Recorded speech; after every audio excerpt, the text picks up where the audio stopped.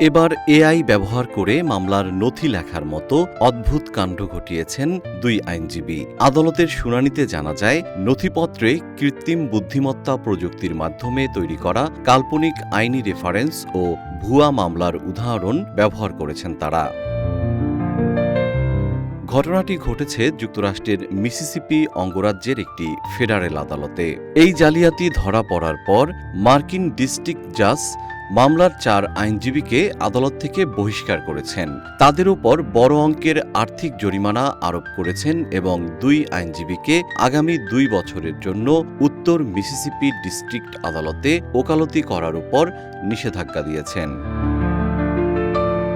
8 June আদালতের দেওয়া এক আদেশে বিচারক উল্লেখ করেন, সংশ্লিষ্ট 4 আইনজীবী federal rules of civil procedure এর 11 নম্বর ধারা লঙ্ঘন করেছেন। এই ধারা অনুযায়ী আদালতে কোনো নথি জমা দেওয়ার সময় আইনজীবীদের নিশ্চিত করতে হয় তার ভেতরের সমস্ত তথ্য সত্য ও বস্তুনিষ্ঠ। নিজের ক্ষোভ প্রকাশ করে বিচারক তার আদেশে লিখেছেন, এই মামলাটি আদালতের সামনে অত্যন্ত অস্বাভাবিক এক চিত্র তুলে ধরেছে, যেখানে মামলার উভয় পক্ষের আইনজীবীরাই একই ধরনের শাস্তিযোগ্য অপরাধে লিপ্ত হয়েছেন। মামলায় যে 2 আইনজীবীর উপর 2 বছরের নিষেধাজ্ঞা জারি করা হয়েছে তারা হলেন ক্যাথলিন উইলসন এবং ক্যাথরিন উইলিয়ামস।